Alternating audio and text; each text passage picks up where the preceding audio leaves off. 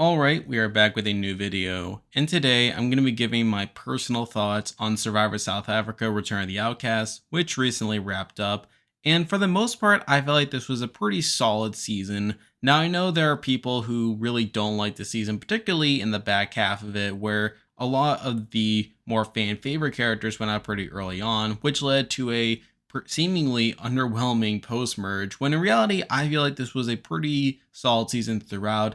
And while I do admit that some of the gameplay did slow down a bit in the post-merge, I do find myself enjoying the season quite a bit, and I feel like this was a very satisfying all-star season, all things considered. Now, as usual with my reviews, I like to break them up into 4 sections, one talking about the cast, another talking about production decisions, another talking about editing and presentation, and then finally talking about the gameplay. And let's not waste any more time, let's get right into the video. So first up, I wanted to talk a bit about the cast here, and I feel like for the most part this was a pretty solid cast considering who they were able to get. Now obviously they were going for a second chance season, so no winners, but interestingly no runners up either, which basically opened things up a bit to include a lot of people that you normally wouldn't see on an all-star season, to the point where they literally had an entire tribe of pre-mergers, people that you would rarely expect to see on any all-star season, even second chance seasons.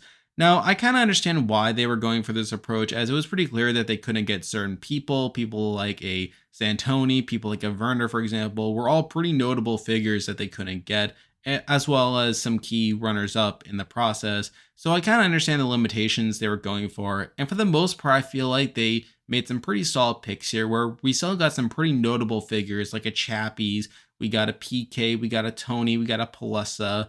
So we got some pretty notable figures from there, but we also got some pretty interesting pre-merge picks as well. People like a Tevin, a Sheamus, and of course a Dino as well.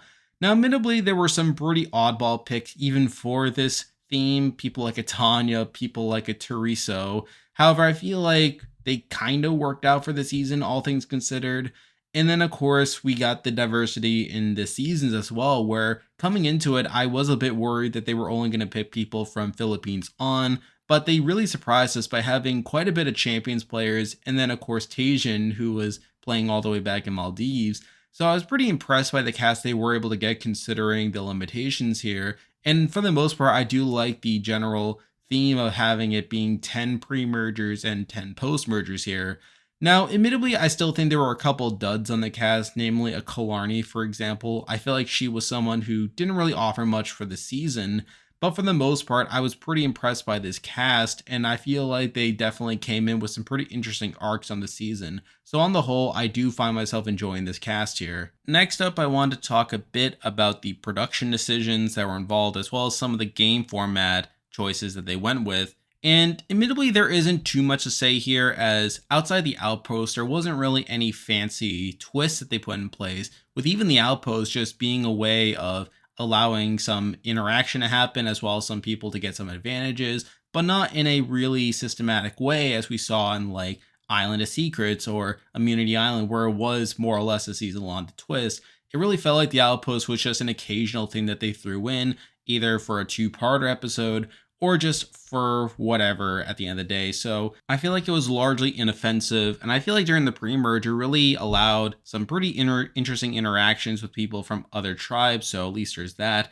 I guess another choice we could talk a bit about is the joint tribal that happened right before the merge, which definitely felt a bit reminiscent of the mergatory from Survivor 41 and 42, where there was this whole earn the merge aspect to it, but really it was more of a joint tribal at the end of the day, and I feel like through that it led to a pretty interesting vote, even though it was kind of a train wreck at the end of the day. Again, I don't have too much to say about it, as we have seen it before in previous seasons, and I'm not too surprised that it was here. And in general, I feel like they didn't do anything too crazy to really screw things up. I feel like it was a pretty nice departure from what we saw in some recent seasons of Australian Survivor and US, where I felt like they introduced some pretty ridiculous twists, either to bring people back into the game, to save them when it was pretty clear they were being voted out, or in the US's case, just to screw over people like Do or Die or the Hourglass twist. I feel like for the most part, they kept things pretty balanced, and I don't feel like there were any ridiculous twists that really screwed things up gameplay-wise. And in general, I feel like production did a pretty good job at keeping the game pretty balanced for the most part without any overbearing twists. So, like I said, I feel like production was pretty good here, but wasn't trying anything too fancy. Next up, we can talk a bit about the editing and presentation here. Now, this season was pretty interesting in that we obviously had 24 episodes, which is a bit more than your usual SA season. And they made it so that it was 4 episodes a week, so making it feel kind of like Australian Survivor here. But interestingly, despite it being 4 episodes a week instead of the three that you would get from Australian Survivor, I actually didn't mind it as much. And I feel like the pacing didn't suffer as much as it could have, where obviously there were a couple things going for it, where one, they didn't have any non-elimination up rounds. They just had two-parters at various points throughout the season. So there weren't anything that felt like it was deliberately dragging out the season, or at least for a lot of it. And then also, they kept the episode length pretty reasonable, again, to just 46 minutes for each episode without commercials, which I really feel like helped the pacing as well. They didn't dwell too long on things and made each episode pretty reasonable to get through. Like, I didn't feel like I was just sitting through long episodes every so often. So I do feel like they mitigated it pretty well. And I feel like it kind of helped with some of the game as well, where there were definitely rounds that we'll get into like more in the gameplay section that I felt like it would have been a bit underwhelming if I had to wait an entire week just to get through that one round. Whereas here, I feel like they kept the game to a point where I was pretty glad that we were just getting episodes every day, where I feel like the season just kept moving along. So I feel like through that, they made a pretty wise decision there in pacing it accordingly. And in terms of the editing, I feel like it's largely consistent with what you would expect from SA, where it didn't really try to tell as coherent of a story for the most part. It didn't have a lot of the typical winner edit tropes. And we've kind of gotten used to that now in SA, where the last couple seasons have been pretty atypical in terms of their edits. And I feel like it's pretty interesting to compare some of these seasons, particularly in terms of the actual winner, which again, I'll get into more in the gameplay section here, where I was really trying to look out for the winner based on who was getting consistent content throughout the season, as well as who was just in a good position gameplay wise. However, even then, I feel like I was kind of duped at several points. I think one of the biggest examples is Tevin, who definitely got a big edit early on. And while I don't think he was going to be the winner based on how big his edit was, I was also very surprised by how quickly and how suddenly his downfall came. So there was that. I think Steffi was another prominent example where she got pretty good content for a lot of the pre-merge, and she seemed to be in a very strong position coming to the merge, to the point where I had her number one on my power rankings coming into the merge. But then we suddenly saw her getting targeted in one episode.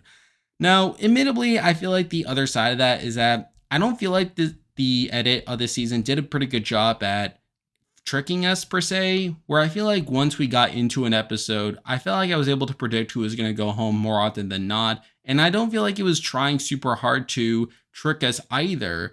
I feel like a lot of the trickery and a lot of the ways in which it subverts our expectations came more in the sense of trying to predict long term, more so than trying to predict it within a given episode. So I feel like that was another thing that made things pretty interesting, where it really felt like a lot of these front runners that were taken out had a pretty sudden downfall in their episodes, namely with Tevin and Steffi here. Although there were some other examples, like a Meryl, for example, even a Dante had a downfall set up from pretty early on. So I feel like there's that to consider. But I feel like on the whole, the edit here was pretty unique. And while it was hard for me to predict who was going to win for a lot of it, I feel like a lot of that was just given the erratic nature of SA, where it felt like anything can happen at any time. And while it wasn't as chaotic as something like an Immunity Island, I still feel like it was harder to predict for the most part, which I was pretty glad with.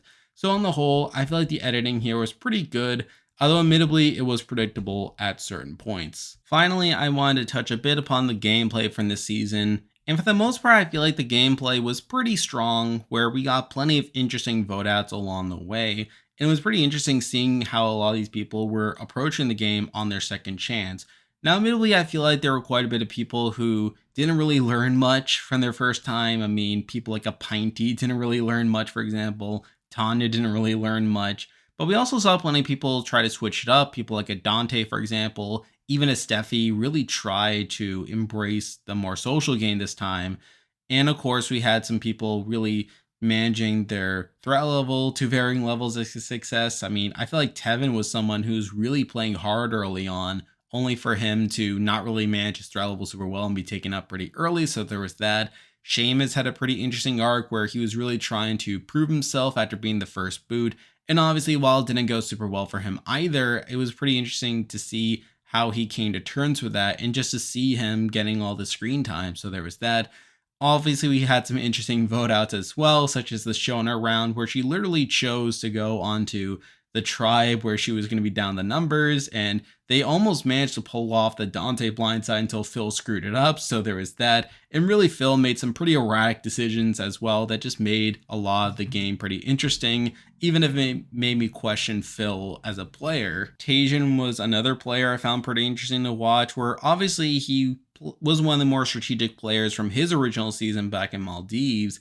And then obviously he came back here seemingly ready to play, but then it just seemed to dunk on him over time, where he obviously was kind of in a rocky position for a lot of it. And literally during the post-merge, really literally saw him like really getting obsessed with food to the point where he was begging Dino to take him on the reward. And obviously we have people just perceiving him as not that strategic little player, which is a pretty funny contrast there. This idea that Taijin went from being this player that was seen as ahead of his time to a player that was seemingly a relic from a previous era. So take that as you will. Obviously, Felix was a pretty big player as well, where he obviously went from being a largely non-factor on his original season to now being a much more prominent figure. So there's that. Marion, of course, played a pretty strong game and definitely one of the better Fallen Angel games in the history of SA, where she was in a pretty strong position for a lot of it and probably would have won had she gotten to the end, but again, just didn't really have the path there. Shane, of course, being the runner-up, was pretty interesting on the offset. If you told me that he was going to get to the end here at the beginning, I would have been pretty excited there. But just seeing his road there was pretty underwhelming, where he didn't really play too effectively for a lot of it. And it was pretty funny seeing him at Final Tribal trying to present himself as the more human player, one that was a bit softer this time and one that focused more on human bonds, which was a pretty funny contrast to the more cutthroat nature in which he played his first time. And then we have our winner in Dino. And let's just talk about Dino as a winner, where he obviously played a pretty effective game on this season. I feel like he played a pretty strong game for a winner here. And seeing him coming off his original season in Immunity Island, where he was pretty bad socially to the point where he wasn't really clicking with a lot of the players there. No one seemed to trust him despite him wanting to make all these big moves. And then, of course, he was taken out during the swap phase. Obviously, he demonstrated some potential, as I saw during his RJP interview coming into that original season. And then just seeing him getting a second chance was a pretty exciting prospect as well. And we see him kind of enact that on his second chance here, where he really came in with quite a bit of connections, particularly from the post-merge tribe. He really connected well with Tony, knowing her from outside the game, but obviously connecting well with Shona as well from his own tribe. And just seeing him play a pretty strong game here was pretty fun to see. Now, admittedly, it's not without its faults as well. I mean, while he was in the majority alliance on his original tribe, I wouldn't say he was necessarily in the driver's seat, where I feel like early on, I feel like Tevin and Sheamus were more in the driver's seat. And it was really more when Tevin and Sheamus were being taken out that he was able to take some control through his alliance with Felix and Phil, the No BS alliance, as well as Shona. So there's that. Obviously, he gets swapped into a pretty bad position where he and Phil are down the numbers. And he obviously is a target at the first tribal, where Dante recognizes him as a big threat to the point where he needs to play his idol in order to get out of there. So that's not particularly great. But I will give him some credit for his relationships, where obviously Shona chose to go onto his tribe despite knowing that she would be down the numbers. And obviously even Marion and Meryl, who were technically aligned with Dante during that stage of the game. And despite Dante really beating the drum over targeting Dino, they were not nearly as willing to go along with it. And yes, while they were in on the plan during that Shona round. I mean, they also like wanted to work with Dino moving forward, and they really did a lot afterwards to try to downplay his threat level. So at least there's that. Obviously, he was able to connect with Plus as well, who again was willing to go along with that Shona plan. And to his credit, he almost pulled off that Dante blindside at that first tribal, only until Phil messed it up. And admittedly, that was sort of a weird situation where obviously, yes, he should have done more to make Phil feel secure so that he would have actually gone along with the plan. But at the end of the day, there was really only so much he could have done there. So, I mean, take that as you will. Obviously, from that point on, he was still kind of at the bottom and probably would have been in a lot of danger had they gone back to tribal. But again, they didn't really do that. Coming into the merge, he was in a pretty rocky spot as well, where he lost Plus at the joint tribal, someone who was willing to work with him. Obviously loses Tony thereafter. Again, someone else who was willing to work with him. But then he does start to get some control thereafter, where again, he has his alliance with Felix and Phil, and they were able to obviously blindside Dante, who was one of the biggest people going after Dino during a lot of that game. So he was able to take care of that. Obviously, after that, they're able to really get to work dismantling the full package alliance by taking out Steffi first, followed by Meryl. And admittedly, the Meryl vote was a bit questionable on Dino's end, as Meryl wasn't quite willing to target him and probably would have been more open to working with Dino moving forward. So I kind of questioned that to an extent, but obviously he still had Marion, who was willing to go decently far into the game with him. Obviously, with her talking quite a bit about wanting the strong players to get deep into the game and wanting the season to have a strong winner. You know, it's like I could take it or leave it. Obviously, from thereafter, he is kind of able to get to the next 3 rounds. Okay, I mean, taking out Taijin and then Felix. But then afterwards, we see Phil kind of go on this immunity run. And I do give him some credit for being able to have people like a Shane want to keep him around over a Phil, to the point where Shane literally votes out Killarney at the final 5, despite Killarney probably being the only person that Shane wins against at the end. So I do give Dino some credit for that. And then obviously at the final 4 was a bit of a pretty precarious spot where he probably gets voted out if Phil had won that immunity there. But with Phil not winning immunity, they were able to take him out there. And then at final 3, I mean, he more or less needed to win final immunity to at least win the game, as Marion could have taken him, but obviously he would have lost to Marion in a jury vote. And of course, Shane wasn't taking him, so he pretty much needed it to, if not get to the end, at least secure his win. And obviously he does, winning final immunity. He makes the correct decision in cutting Marion, and then has a relatively easy win against Shane.